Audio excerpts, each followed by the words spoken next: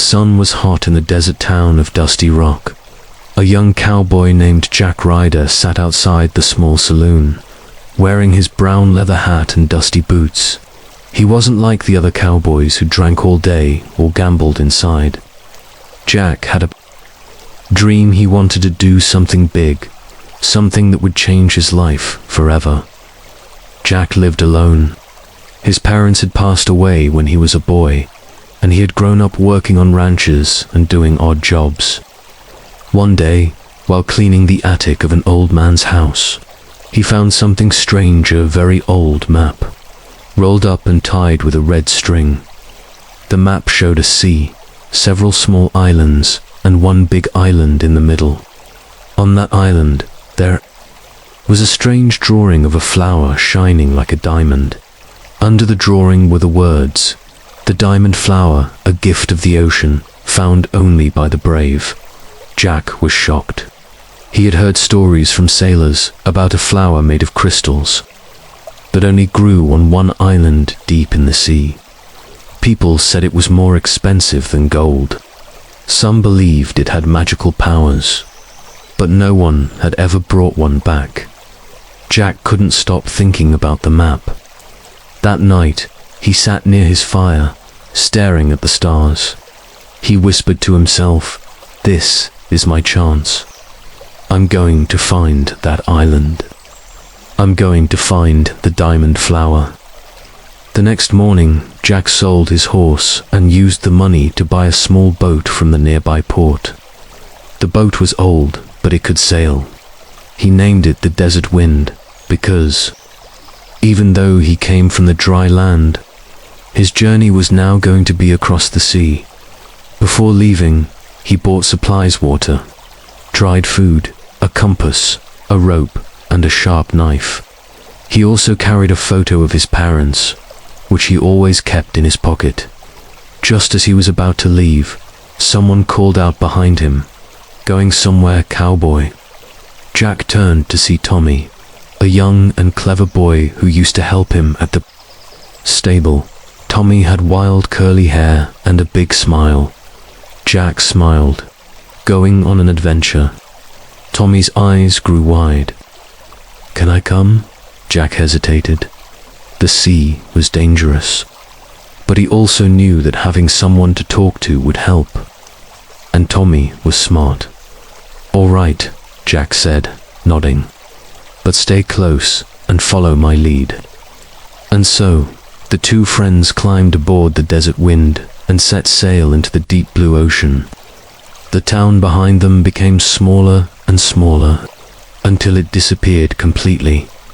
As the sun set and the waves gently rocked their boat, Jack looked at the old map again. The journey to the island had begun. What they didn't know was that many dangers were waiting for them: storms, sea creatures, and secrets that had been hidden for hundreds of years. But Jack was ready. He was a cowboy with a mission, and nothing would stop him from finding the diamond flower. The port town was loud and busy. People shouted, waves crashed, and wooden crates were rolled up and down the docks. Jack Storm walked through the crowd, with his horse, Rusty, looking for one person: Captain Marlowe, the old sailor known for wild stories and sailing through dangerous waters. Jack found him sitting on an old barrel near the edge of the dock, smoking a pipe and staring at the sea. He wore a long brown coat, and his beard was as wild as the waves behind him. "Captain Marlowe," Jack said. The old man looked up slowly. "Well, if it ain't Jack Storm," he said with a crooked smile. "What brings a cowboy to the sea?" Jack pulled out the old map and handed it to him. Marlowe's eyes narrowed as he studied it. "Crystal Island, ... he whispered. "I've heard of it. Many have searched for it. None ever came back." "I want to go," Jack said firmly. "I need your help." Marlowe puffed his pipe, thinking hard. That place is full of danger monsters, storms, and traps. But ... he paused, and looked Jack in the eye. "There's treasure too, real treasure." Jack nodded. "I'm ready." The captain stood up slowly. "My ship may be old, but it's still strong. It's called Sea Raven. We leave tomorrow at sunrise. Bring your gear, bring your horse. Tui might need him on the island." Jack smiled. "Thank you, Captain. Don't thank me yet," Marlowe said. "The sea is full of secrets." That night, Jack and Rusty camped near the dock. Jack looked at the stars, wondering what dangers waited beyond the waves. He was nervous but excited too. By morning, the journey would begin. The sun had not yet risen when Jack woke up and packed his things. Rusty neighed softly as the morning breeze blew across the harbor. Jack looked out at the sea grey and quiet. Under the early light, Captain Marlowe was already at the dock, getting his ship, the Sea Raven, ready for the long trip ahead. The Sea Raven was an old wooden ship with torn sails and cracks in its sides, but it looked strong. It had seen many journeys, and now it would carry Jack, Rusty, and Marlowe into unknown waters. "Bring the horse up that ramp," Marlowe called. "We've got room below deck for him." Rusty hesitated, sniffing the ramp nervously. Jack patted his neck gently. "It's okay, boy. Trust me." With a little push and encouragement, Rusty stepped aboard by sunrise. The ship was untied. The sails were up, and the wind began to carry them away from the shore. Jack stood at the front of the ship, watching the land slowly disappear behind them. He had never been to sea before, and it felt strange to see nothing but water on all sides. At first, the journey was peaceful. The sea was calm, the waves small, and the sky clear. Seagulls flew above them, calling loudly. Marlowe showed Jack how to use the compass, check the stars, and tie sea knots. "You're a quick learner," Marlowe said with a smile. "Most landmen get sick their first day." Jack laughed. "I guess I've got a strong stomach." They ate dried meat, bread, and cheese. Water was stored in barrels, and Rusty was given hay below deck. Jack checked on him often. "Just a few more days," he whispered to his horse. "Then we'll find that flower." For 2 days, the weather stayed good. Jack and Marlowe talked about the island, about other sailors who had tried to find it but never returned. "Some say it's cursed," Marlowe said one night. "Some say sea monsters protect the flower." Jack didn't answer. He just looked out at the moonlit waves, holding the old map tightly. But on the 3rd day, the sky changed. Grey clouds rolled in, and the wind picked up. The waves began to rise and crash against the sides of the ship. Marlowe looked up at the sky and frowned. "We've got a storm coming," he said. "Tie everything down, and keep your eyes open. Strange things happen out here." Jack's heart beat faster. He gripped the railing as thunder rumbled in the distance. The sea, once calm and friendly, now looked angry and alive. Something was coming, and the real adventure was just about to begin. The wind howled louder as dark clouds rolled across the sky. The calm blue sea had turned black and wild. Waves smashed against the sides of the Sea Raven, rocking it like a leaf in the wind. Rain started to pour, soaking the sails and splashing across the deck. Captain Marlowe held the wheel tightly. His coat flapped in the wind, and his face was tense. "Hold on to something," he shouted to Jack. "This storm's a wild one." Jack grabbed a thick rope tied to the mast. His boot slipped on the wet wood, but he held on. Water sprayed into his face, and thunder cracked so loud it felt like the sky was breaking in half. Below deck, Rusty neighed in fear. Jack climbed down quickly and spoke softly to calm him. "Easy boy, I'm here. We'll get through this." He stroked Rusty's neck until the horse quieted a little. Suddenly, a huge wave hit the side of the ship, and Jack stumbled. The ship groaned like it was about to break. He rushed back up to the deck where Marlowe was still steering through the chaos. Then it happened. Lightning flashed across the sky, and for a moment, everything went silent. In the next second, Jack saw something move under the water. A huge shadow, long, wide, and full of twisting shapes, passed just beneath the boat. "What was that?" Jack shouted over the wind. Marlowe's eyes went wide. He spoke quietly, but his voice was filled with fear. That was Krang." Jack looked back at the water, trying to see the creature again, but the waves were too high and the sea too dark.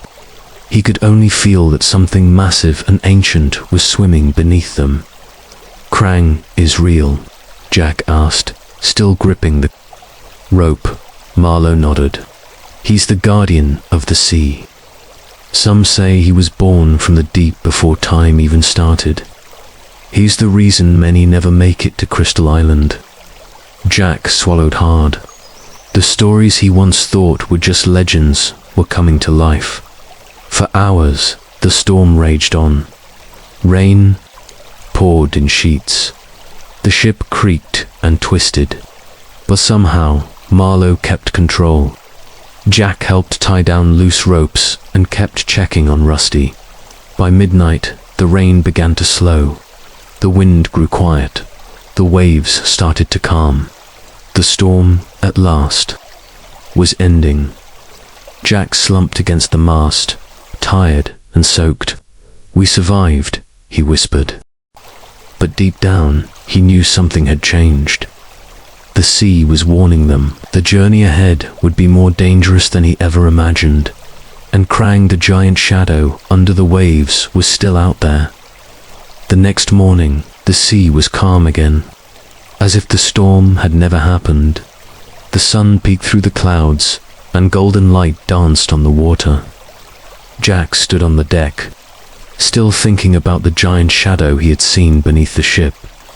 Captain Marlowe stood beside him, quietly watching the waves. "The sea is never truly calm after you've seen Krang," he said. Rusty whinnied softly from below deck. Sensing the strange tension in the air, suddenly, the calm was broken by a strange rumble, deep and distant, like thunder from underwater. Jack and Marlowe looked at each other. Then the sea beneath them began to bubble. Large waves rose, but this time, they didn't come from the wind. They came from below.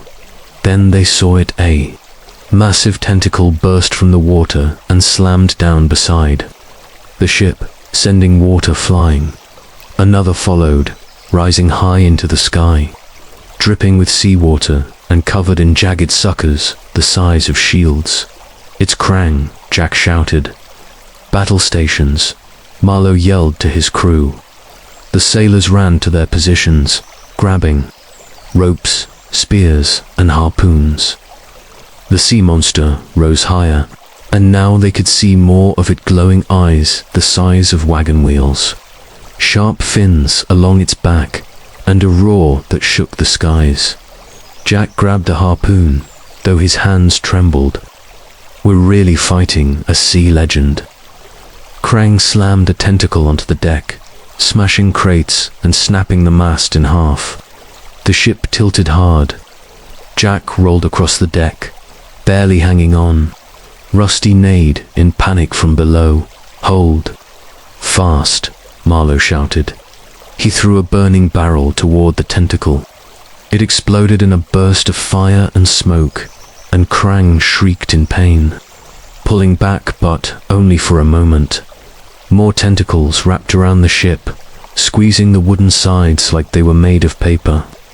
The Sea Raven creaked under the pressure. "We have to blind it," Marlowe yelled. "Aim for the eyes." Jack climbed onto the railing with a harpoon in hand. A glowing eye rose before him. With all his strength, he threw the harpoon and it struck true. The beast shrieked again and thrashed wildly. Another tentacle swung across the deck, knocking Marlowe off his feet. Jack rushed to help him, but a wave crashed down, washing Jack overboard into the sea. Underwater, everything went silent. Jack opened his eyes to a nightmare darkness, bubbles, and the monstrous face of Krang staring at him. Just as the beast moved toward him, something powerful grabbed Jack's arm. It was Marlowe, reaching down from the ship with a rope. With the crew's help, they pulled Jack back aboard. Krang let out one last roar and dove back into the deep, leaving only bubbling water and pieces of the broken ship behind. The Sea Raven was badly damaged. The main mast was gone, and the deck was cracked. But they were alive. Jack lay on the wet deck, gasping. We survived again, but barely. Marlowe stood over him, soaked and bruised. He didn't finish us. That means he's not done yet. Jack looked out at the sea, where the monster had vanished. The journey to Crystal Island had only just begun, and Krang would return. Jack and his team were walking along a sandy path between tall palm trees. The air was hot, and the sound of waves crashing nearby reminded them they were still close to the sea. Rusty, Jack's horse, walked calmly behind him, sniffing the salty breeze.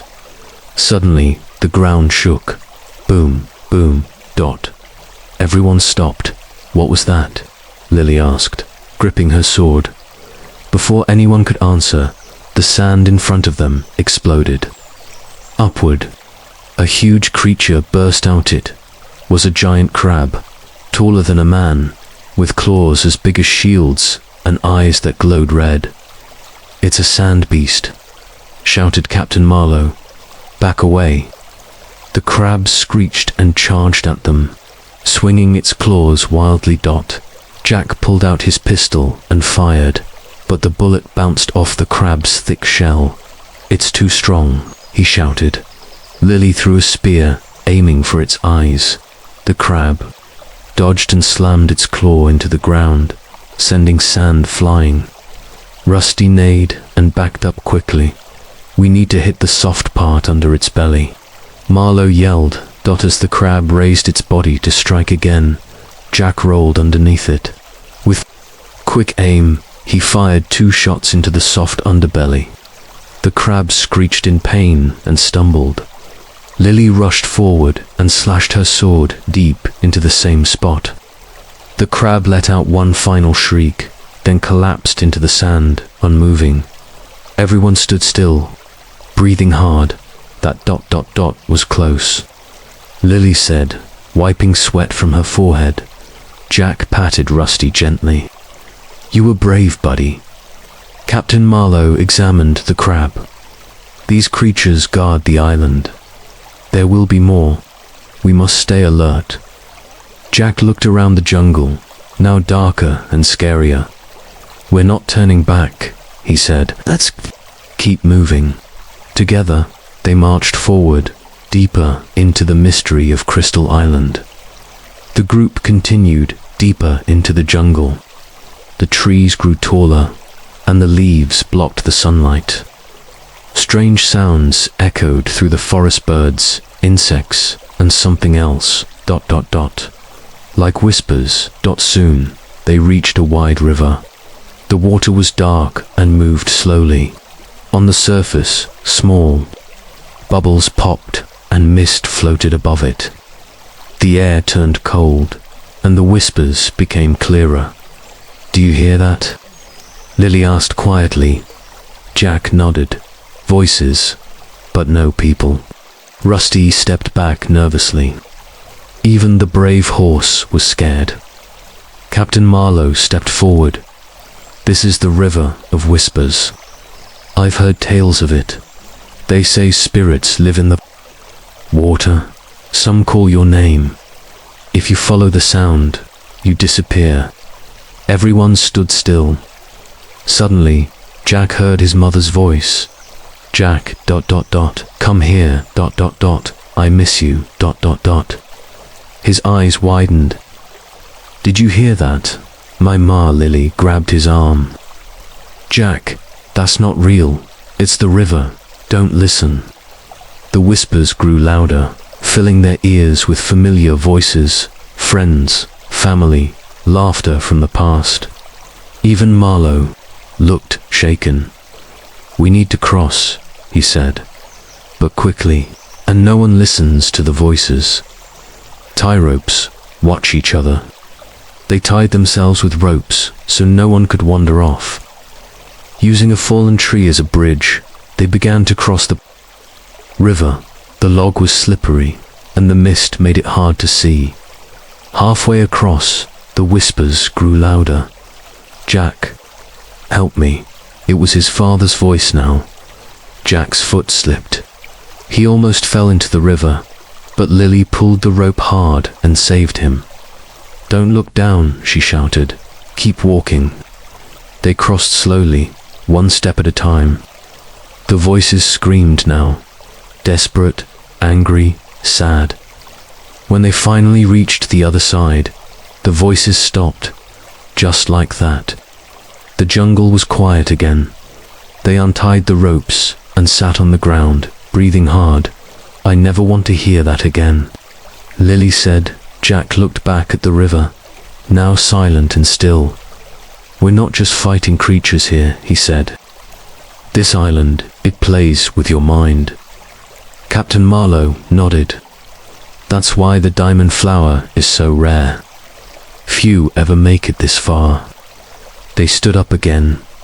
The journey had only just begun. After escaping the river of whispers, the jungle felt even stranger.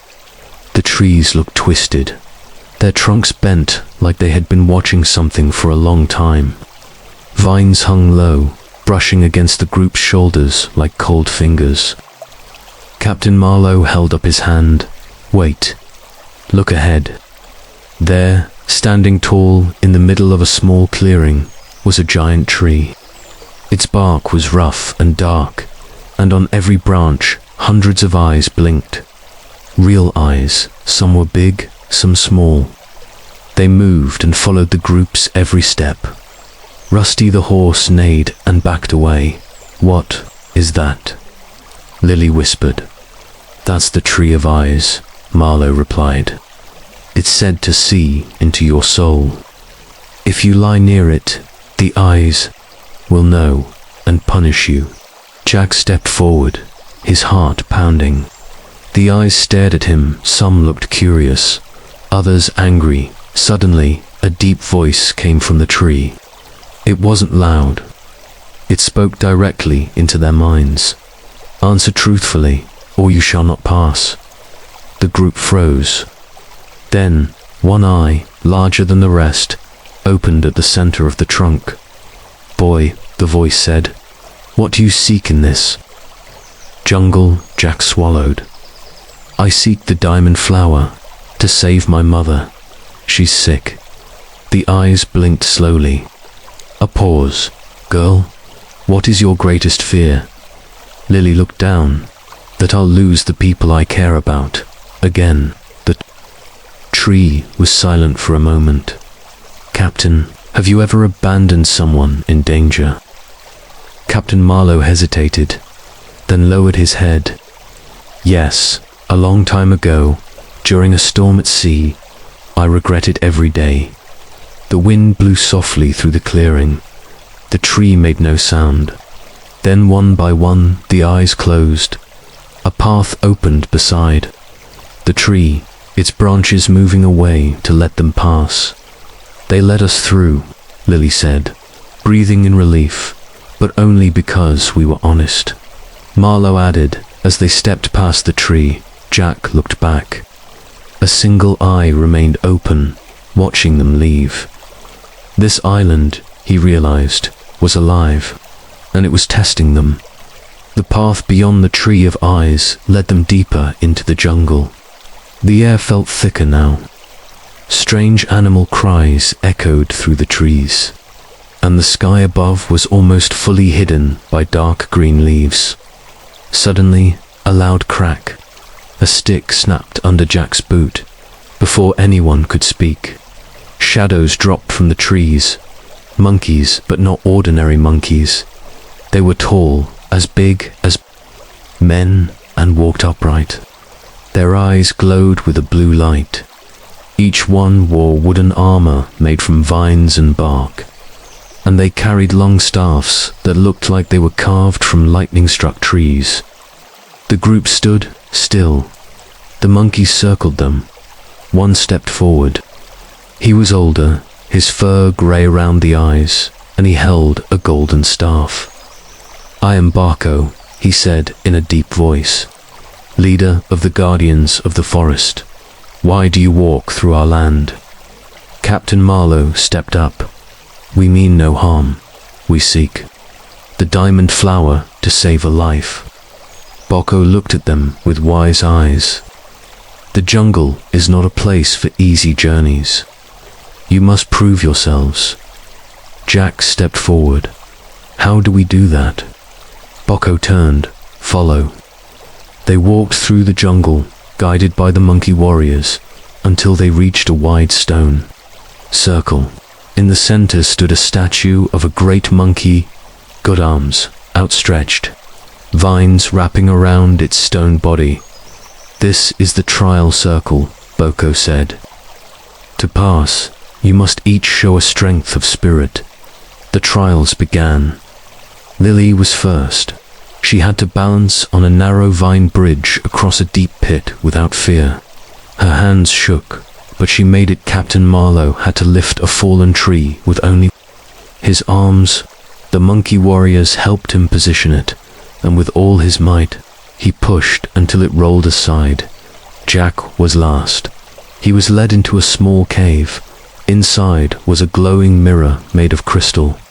As Jack stepped close, the mirror showed him something terrifying, showed him walking away from the journey, giving up, leaving his mother behind. His legs went weak.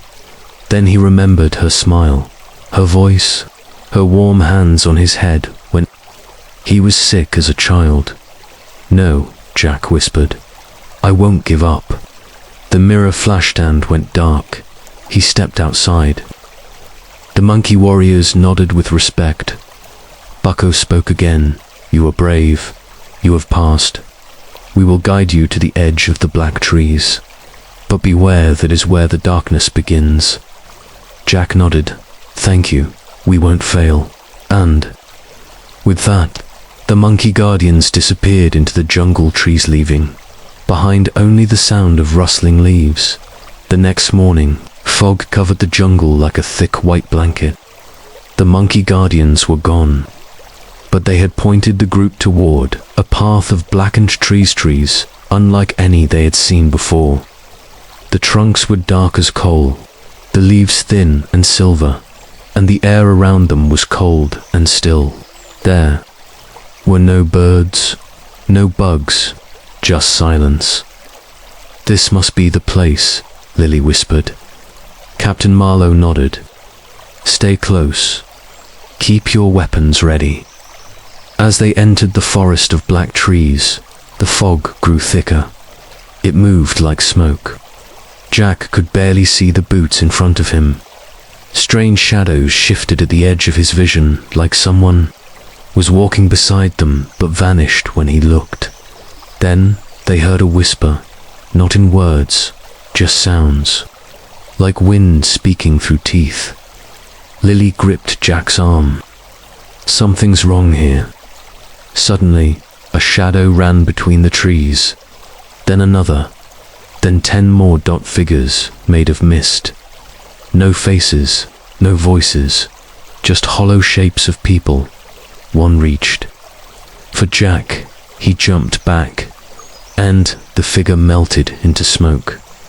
"What are they?" Jack gasped. "Ghosts of the lost," Captain Marlowe said grimly.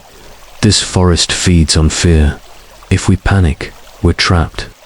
They moved carefully, step by step. Jack remembered what Bucko had said. This is where the darkness begins. Then the fog parted slightly, revealing a stone wall covered in symbols. In the center was a small opening, just enough to crawl through. Captain Marlowe read the carvings. Aloud, only those with purpose may pass.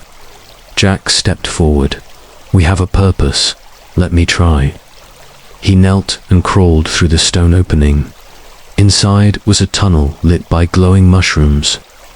The others followed. They moved in silence for a while, the tunnel twisting and turning. Finally, the tunnel opened into a clearing and the fog was gone. The sky above was deep blue. The sun shone again. They had passed through the black trees.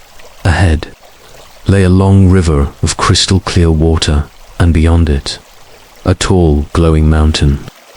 Lily pointed. That must be where the diamond flower grows. Jack's heart beat faster. They were getting close, but just as they crossed the riverbank, a loud roar echoed from behind the mountain. Something big was waiting for them. Something dangerous. The team stood frozen as the roar echoed again, louder this time. It came from behind the glowing mountain. Birds flew out of the trees, frightened. The ground beneath their feet vibrated. Jack looked at Captain Marlowe. What was that? Marlowe stared at the mountain, jaw tight. Something ancient. Something guarding the flower. The crystal river sparkled peacefully, but the sound of that roar made it clear danger waited beyond. They built a small raft from thick jungle, vines and lightwood trees, and floated across the river.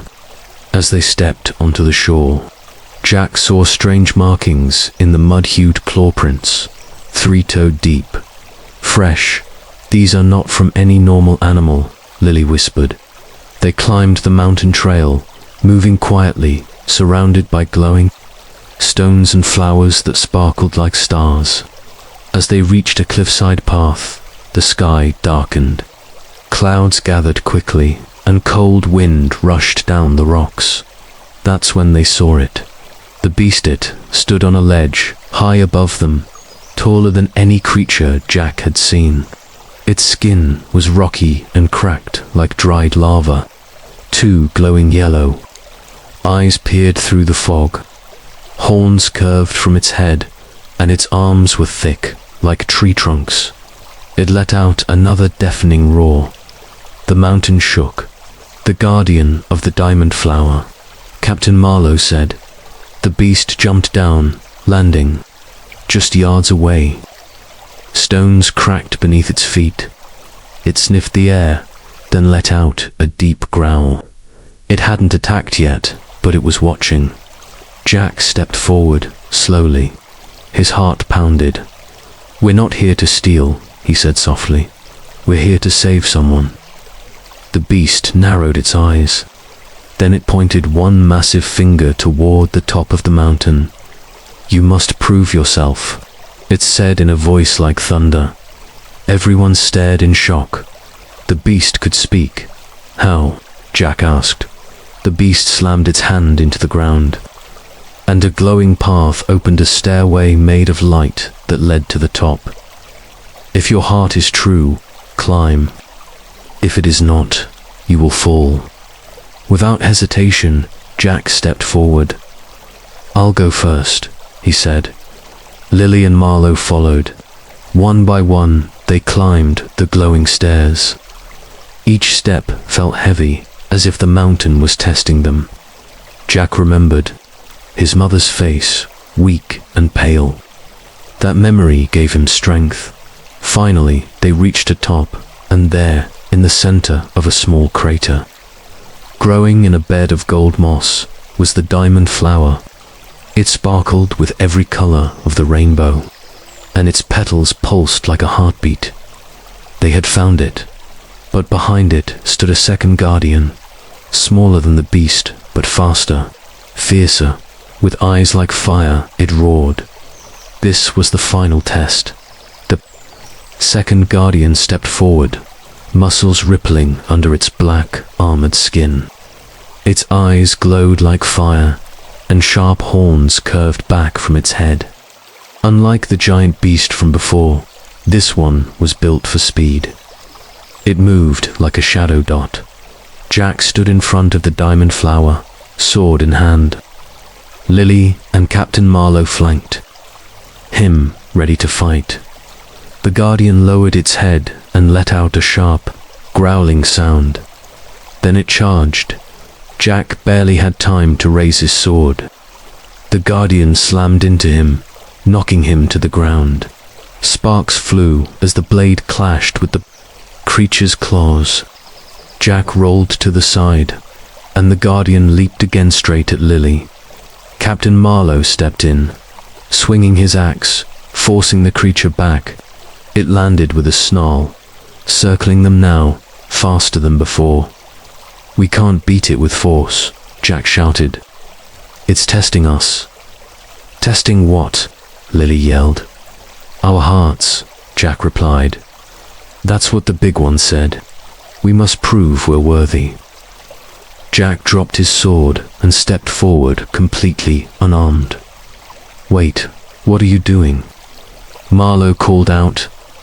"I'm not here to fight," Jack said. "I came to save my mother. I came with a good heart." The guardian stopped. Its eyes locked with Jack's.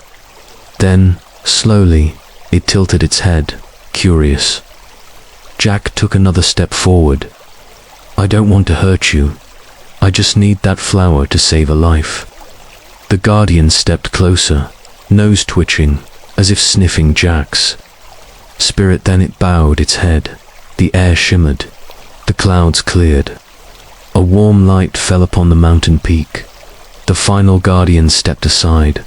The diamond flower began to glow even brighter, as if sensing Jack's pure intention.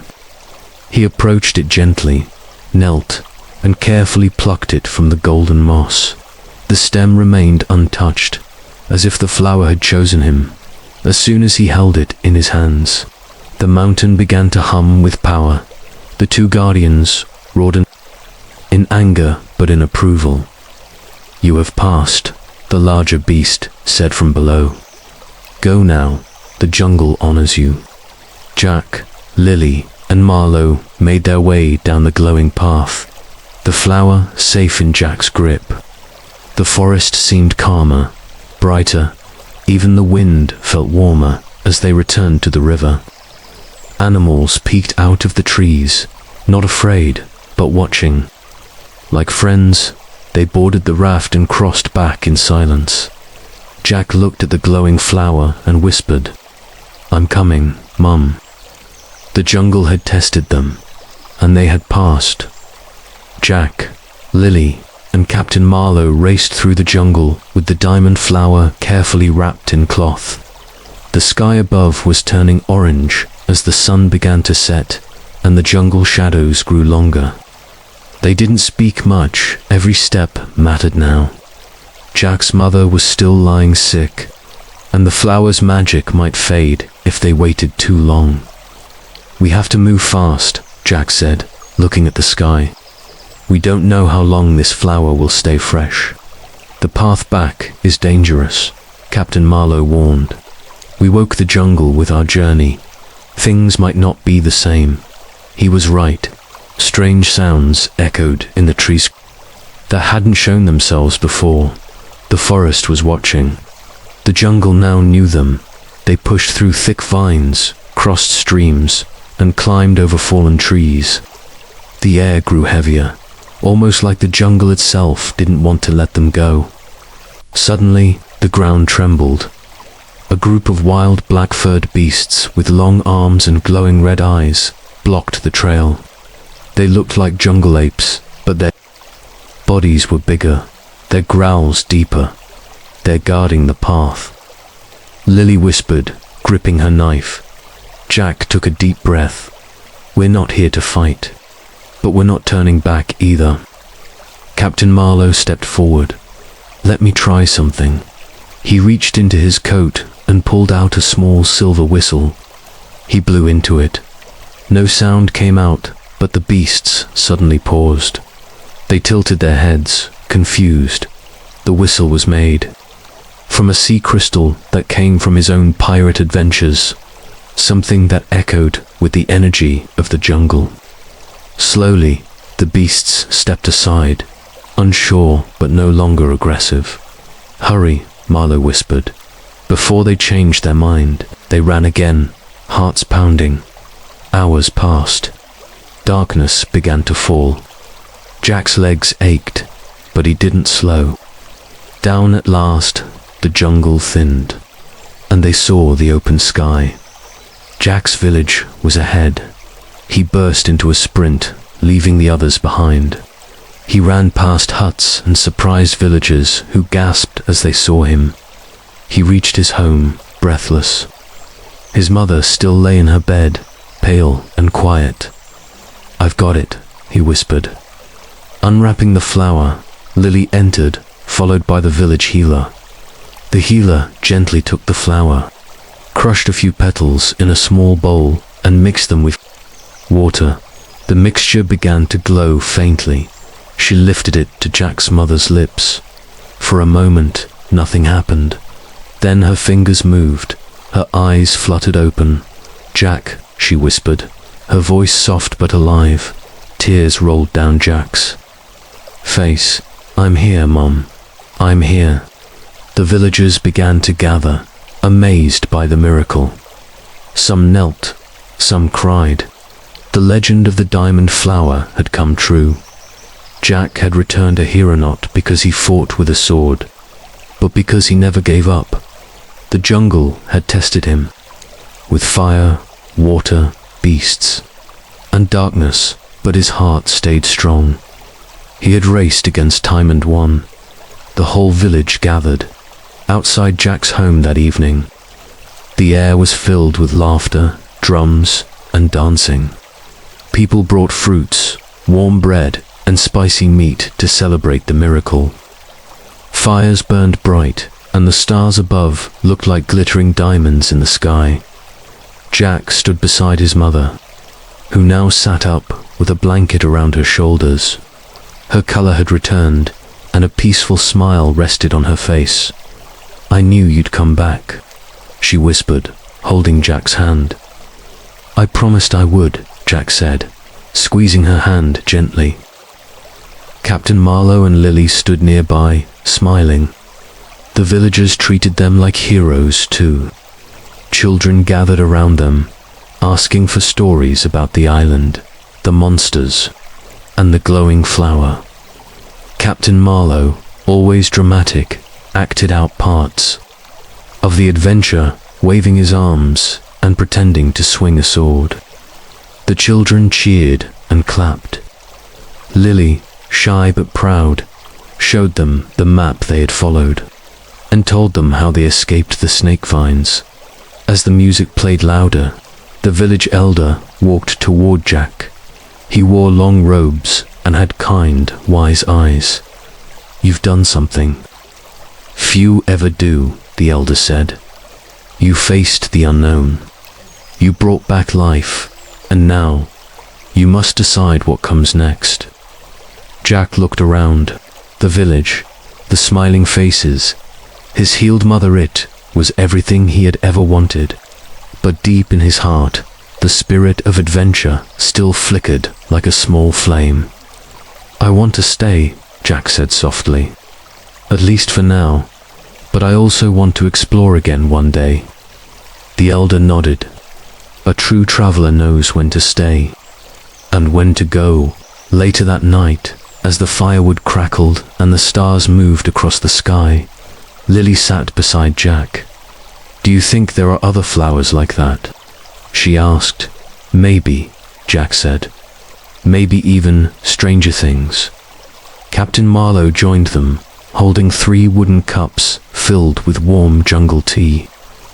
"To the journey we finish down to the next one that waits." They tapped their cups together and drank before bedtime. Jack visited his mother one more time. She was resting peacefully now, the blanket pulled to her chin, her chest rising and falling gently. He kissed her forehead and whispered, "You're safe now." Then he stepped outside, looking toward the jungle in the distance. The trees swayed in the wind, and a faint glow could still be seen far, far away where the diamond flower once bloomed. Jack smiled. The jungle had taken him in, tested him, and returned him home. He had kept his promise. But the world was wide, and one day he would follow a new map. For now, he had earned rest, laughter, and the warm light of home. A few weeks had passed since the grand celebration. Jack's mother was getting stronger every day. She had started walking outside with Jack's help and even smiled while picking herbs from the garden. Life in the village was calm again. The birds sang, the river flowed gently, and the jungle seemed peaceful. But something was about to change. One morning, Jack woke up to the sound of knocking. It was Captain Marlowe at the door, holding a long, rolled-up paper and wearing a grin from ear to ear. "You won't believe what I found," he said. Jack rubbed his eyes and let him in. Lily arrived shortly after, curious. Marlowe spread the paper. On the table, it was a map, but not like the one they had followed before. This one was older, drawn with faded ink and strange symbols. "I bought this from a wandering trader," Marlowe said. "He found it in a cave near the northern cliffs. Said it glowed at night." Jack leaned closer. The paper had drawings of mountains, rivers, and symbols of animals he didn't recognize. At the edge of the map was a marker, small, golden star, and beside it, in faded writing, were the words, "The heart of the sky sleeps below." "What does that mean?" Lily asked, tracing the star with her finger. "No idea," Marlowe said, "but I know adventure when I see it." Jack stared at the map. Something stirred in his heart again, that familiar pull, the call of the unknown. "But we just got back," Lily said. "We promised we'd rest." "We did," Jack replied. "And we will, but someday soon, we'll go again." That night, Jack placed the new map inside a wooden box and locked it gently. He kept it under his bed, safe and hidden. He wasn't ready yet, but he knew the time would come. Outside, the moon was full, shining silver light over the jungle trees. Somewhere, far away, maybe even beyond the mountains, something waited to be discovered. And when the time was right, the trio would follow the trail again. But for now, they slept peacefully, dreaming of skies, stars, and secrets yet to be found. Weeks passed quietly in the village. Jack, Lily, and Marlowe had settled into peaceful routines. Jack helped his mother in the herb garden. Lily spent her mornings teaching village children how to read and write. Marlowe, never one to stay still for long, fixed old boats and taught young boys how to sail. But peace has a strange way of hiding adventure. One evening, Jack sat under the old tree behind his house. The sun had dipped low, and a soft breeze whispered through the leaves. He held the ancient map Marlowe had brought still, puzzling over the strange golden star and the words beside it. As he stared at the map, the wind suddenly picked up. It grew, stronger and colder. Leaves danced wildly in the air. Jack looked around, confused. Then he heard it, a soft voice. Not a normal voice, more like a breath, a whisper in the wind. Below the sleeping sky, the heart beats. Jack froze. The wind rushed again. Follow the fire. It will awaken the path. Then silence. Jack stood, heart pounding. He wasn't imagining it. Something had spoken to him.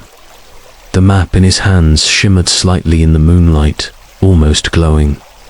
The next morning, Jack told. Lily and Marlowe, what happened? A voice in the wind, Marlowe asked, raising an eyebrow. It told me to follow fire, Jack said. Lily turned serious. Maybe it's magic like the island. Some old force trying to guide us. Marlowe nodded. There are places where the wind carries ancient messages, rare but not impossible. That evening, they placed the map outside in the open air, just like the night before. The breeze returned, and again, faint words whispered through it tonally. This time, all three heard them. North. Fire. Sky below. Jack whispered, the northern cliffs. That's where the map was found. Lily's eyes widened. And remember, the trader said the map glows at night. Maybe it only reveals itself with the wind. They watched as the symbols on the map shimmered again this time. New lines appeared. A second trail, leading from the jungle's edge to a place beyond the northern cliffs. They had thought their journey was over, but the wind had spoken, and it had opened a new path. The next morning, Jack, Lily, and Marlowe stood at the edge of the northern cliffs. The ocean crashed far below, and the air smelled of salt and damp earth. Jack held the glowing map, which now clearly showed a new trail winding along the cliffside, ending at a small X marked in gold. We never explored this part, Marlowe said. It's too steep. No one comes here. But that's why no one ever found the flower, Jack replied. The diamond flower was never meant to be easy to reach. Carefully, the three friends followed a narrow path along the cliffside. At one point, the trail grew so thin that they had to crawl, hugging the rocks. Below them, waves crashed loudly, echoing through the cliffs like thunder. After nearly 2 hours of walking, they came to a strange sight, a flat platform of stone hidden behind a curtain of vines. Behind the vines, a carved stone door stood, sealed tight. The center of the door had a round hole. It's like a lock, Lily whispered. Jack remembered the glowing star on the map. He took the golden medallion they had found on the island and gently placed it into the hole. The stone trembled, with a loud grinding sound. The door slowly opened, revealing a long tunnel carved deep into the cliff. Inside, the air was warm. The walls glowed with tiny crystals that shimmered like stars. As they walked deeper, the tunnel opened into a wide chamber. In the middle, a circle of stones surrounded a glowing pit of blue fire. Above it, strange symbols floated in the airwards. None of them could read. This fire, it's not burning wood, Marlowe said. It's magical. Lily knelt beside it. Look, the heat is forming shapes in the air like pictures.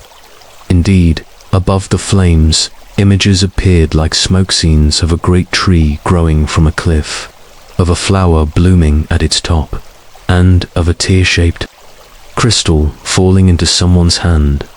Then, the wind blew again inside the chamber. Jack stepped closer. The wind swirled the fire, and the image of the diamond flower appeared shining at the top of a mountain surrounded by mist. That's it, Jack said, eyes wide. The flower, Marlowe pointed. And that mountain, that's not on this island, it's farther, across the sea. Lily whispered, this place isn't the end, it's just the beginning. Suddenly, a deep voice echoed from the chamber walls, not a whisper, but clear and strong. Only the brave shall find the bloom. Only the kind shall make it bloom. The fire faded. The chamber fell silent. Jack looked at his friends. We have to go. The real journey starts now. The next day, Jack, Lily, and Marlowe prepared their small boat. The message from the chamber was still in Jack's mind. Only the brave shall find the bloom. Only the kind shall make it bloom. They packed water, food, the glowing map, and the golden medallion. The morning sea was calm, but thick white mist hung low over the water. The map now showed a new path, leading them east to a small island not far away. The glowing X pulsed softly. "This mist feels strange," Lily said as they pushed the boat into the sea. "It's not just fog," Marlowe added. "It's magic." As they sailed into the mist, the world around them became quiet. No birds, no wind, only the soft splash of the water. They couldn't even see the sky. It felt like they were floating inside a dream. After an hour, they saw the shape of an island appear through the mist. It was tall and rocky, covered in huge trees that dripped with glowing blue vines. A soft humming filled the air, as if the island itself was singing. When they stepped onto the shore, a strange feeling touched their hearts, like peace and sadness mixed together. "There's something ancient here," Jack whispered. They climbed a narrow trail that wound through the glowing forest. Strange animals watched from the trees, deer with silver horns, birds with tails like flames, but none of them were afraid. The animals simply watched quietly. At the top of the hill, they found something surprising. A small village, completely silent and empty. Wooden houses were covered in moss, and vines grew through open doors. "It looks like no one's lived here for years," Lily said. But then they saw them, shadows of people walking slowly through the village. Not ghosts, not alive, like memories, made of mist. The shadows smiled and moved through the old village as if time hadn't passed. Jack, Lily, and Marlowe stood very still. One shadow turned toward them. It looked like a young girl with a crown of flowers. Her voice echoed like a breeze. "To find the flower, you must pass through the heart of kindness. If your soul is heavy, the path will stay hidden."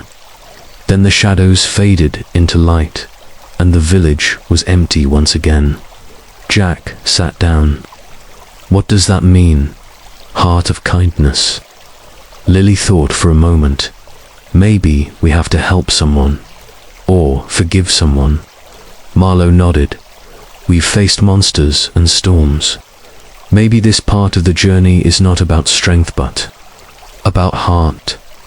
They searched the village until they found a small garden at its center. In the middle of the garden, there was a stone with writing carved into it. "Place your pain here. Leave behind your anger.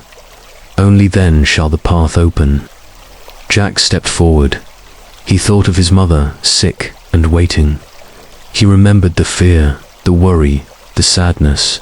He touched the stone and closed his eyes. "I forgive the world," he whispered. Lily stepped forward. "I forgive those who left." Marlowe placed his hand on the stone. "I forgive myself." The stone glowed and the mist around the village began to rise like smoke. The air cleared, and in the distance, high above the sea, they saw the final destination, a tall mountain with clouds circling its peak. At the very top, a faint sparkle like a star blooming. "The diamond flower," Jack said. The real path was now open as the sun dipped below the horizon. The cowboy and his friends stood before the towering, whispering mountain. Unlike any mountain they had seen before, this one shimmered faintly with blue and silver lights that danced along its rocky surface. The locals had spoken of it in hushed tones. It was said to be alive, not in the way a creature lives, but as if it held the memories and voices of those who had climbed it, seeking the diamond flowers. "This is it," said Amelia, her eyes wide with wonder. "The final clue," said the highest flower grows where the stars kiss the earth. "It must be the top." The path was steep and winding, and thick mist clung to the ground. As they climbed higher, A soft humming surrounded them. It wasn't the wind, it was something else. Voices, almost like whispers. The mountain truly lived. Up to its name, what are they saying? Asked Leo, trying to make out the murmurs. They're warning us, Jake replied. They say only those with pure hearts can reach the summit. Suddenly, rocks shifted beneath their feet. A massive creature made of stone and light emerged from the mist. Its body blended with the mountain, and its voice boomed like thunder. Why? Do you climb me? It asked. The cowboy stepped forward. We seek the diamond flower to save our land. We fight not for greed, but for hope. The creature watched them in silence. Then it bowed its head and moved aside, revealing a glowing path of blue light. Then climb, it said, but be prepared to face your truth. They continued, the trail now smoother, but lined with strange carvings. Each carving lit up as they passed, showing visions of their past, their dreams, fears, and the choices that led them here. It was humbling and a little frightening, but they pressed on. Hours passed, and finally they reached the summit. The wind was calm, and the stars above were bright, almost close enough to touch. And there it was, the final diamond flower, glowing softly in the moonlight. Unlike the others, it was larger, with petals like glass and a heart that pulsed. Like a heartbeat, the cowboy knelt before it. He didn't pluck it immediately. He took a moment to breathe, to thank the journey, and then gently picked the flower as he held it up. The mountain lit up with a soft hum of approval. The sky itself seemed to sigh with relief. They had done it. They began their descent, hearts full and steps light. Only one chapter of their journey remained, the return home. The journey back was not marked by monsters, riddles, or ancient trials. Instead, it was filled with silence, reflection, and a quiet kind of peace that only came after facing the impossible and surviving. The cowboy and his companions descended the whispering mountain with the final diamond flower safe in his hands. The world around them seemed gentler now, as if the land itself knew their quest was near its end. They rode their horses through fields bathed in golden light, across rivers they had once crossed with fear, and past forests that once echoed with danger but now whispered with calm. The storms that had once chased them were gone, the skies clearer than they had ever seen. When they reached their homeland, the prairie stretched out before them like a familiar dream. The once sick land, dry and broken, began to shift. Even before they planted the flower, the air seemed to carry something new, a quiet hope, a sense that the earth was listening. In the center of the village, where the people had once gathered, in despair, the cowboy planted the final diamond flower. Its roots sank deep, glowing brighter with each passing moment. The other two flowers, kept safe in glass vessels during the journey, were planted beside it. Then, something miraculous happened. From the center of the earth, a tremor rolled outward, gentle, steady, like a heartbeat returning to life.